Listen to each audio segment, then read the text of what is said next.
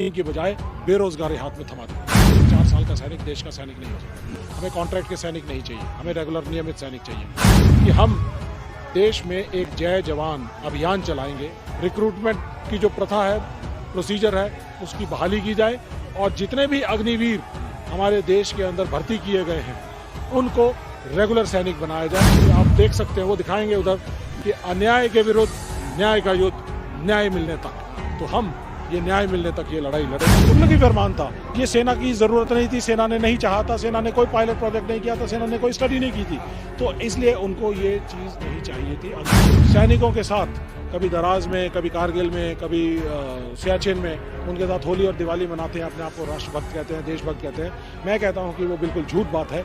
ना वो देशभक्त हैं, ना वो राष्ट्रभक्त हैं, ना वो सेना के भक्त हैं। अगर सेना के भक्त होते तो देश की सेना को कमजोर नहीं करते। इस तरह से 400 साल पहले ईस्ट इंडिया कंपनी ने आकर हमारे देश को गुलाम बनाया था, ऐसे ही मोदी साहब के जो पूंजीपति हैं ये अपनी प्राइवेट आर्मीज तैयार करेंगे, सामंतवादी प्रथा हो जाएगी और ऐसे में हमारा देश फिर दोबारा से 10 साल बाद गुलामी की कगार के ऊपर आकर खड़ा हो जाएगा।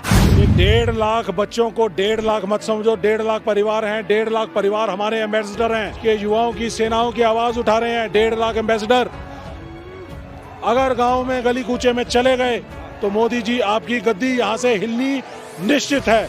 आपको 2024 में दिल्ली छोड़कर जाना पड़ेगा और हम किसी भी सरकार की, किसी भी राजनीतिक पार्टी की पपौती नहीं है। हम देश की सेना है, भारत देश की सेना है। जी हाँ दोस्तों, आपने देखा कि जंतर मंतर पर किस प्रकार से कर्नल रोहित चौधरी, अध्यक्ष पूर्व सैनिक प्रकोष्ठ कांग्रेस ने दिखाया और किस प्रकार से जंतर मंतर पर अग्निवीर के जो उम्मीदवार थे उन्होंने प्रदर्शन किया। इस वीडियो के विषय में आपकी क्या राय है, कृपया कमेंट में अवश्य बताएं। धन्यवाद।